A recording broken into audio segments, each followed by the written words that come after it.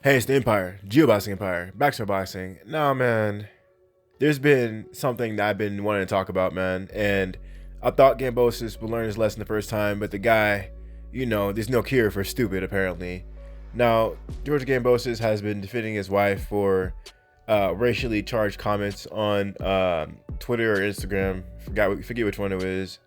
But she says, I'm getting N-word with my man, right? Describing tanning as being derogatory term in the N-word, right?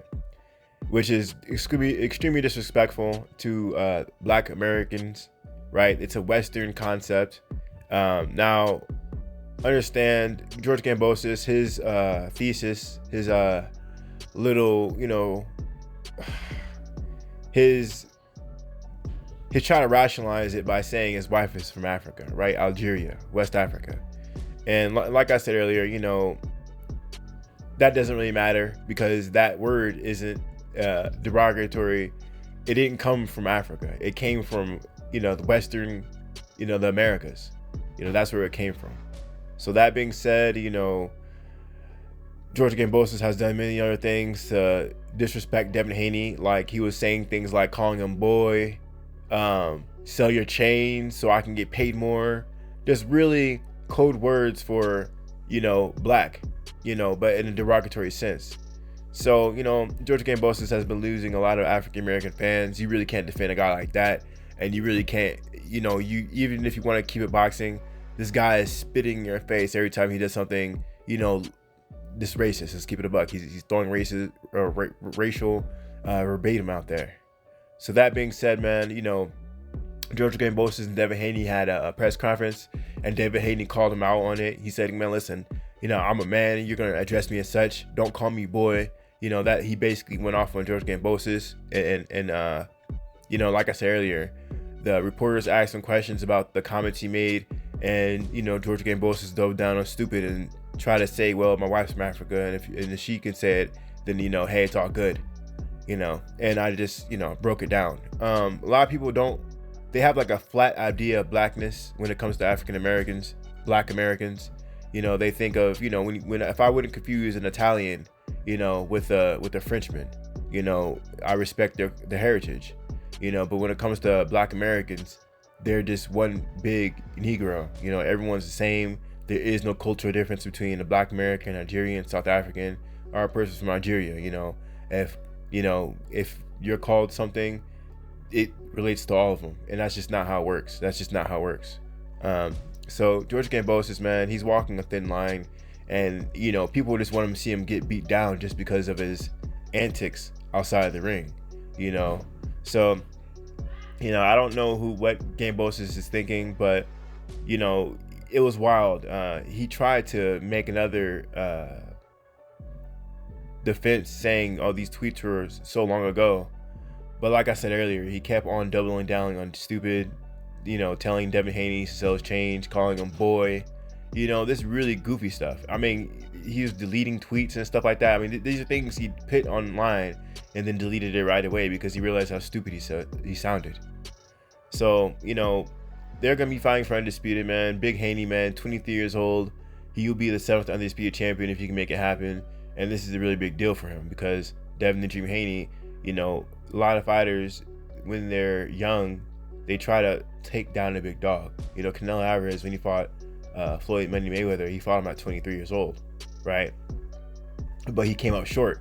A lot of Canelo fans talk about how, Canelo was just a little boy. He was just a kid at the time. He had no experience.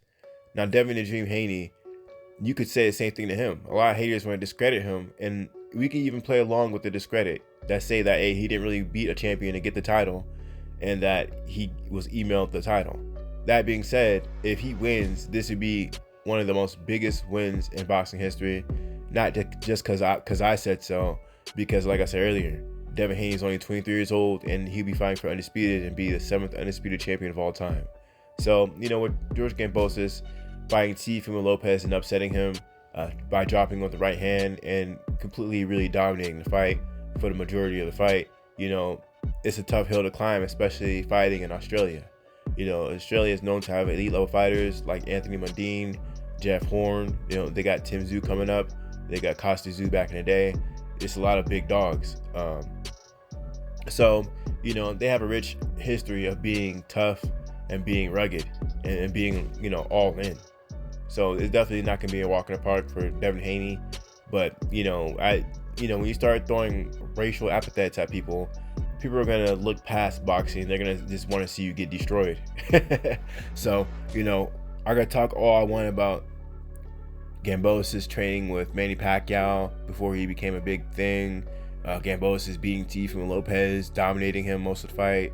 I could talk about all his credentials, but people aren't going to see that when you're throwing, you know, over and over and over again, you know, disrespectful things. You're thinking you're disrespecting Devin Haney, but you're just disrespecting all of Black America when you say things like that.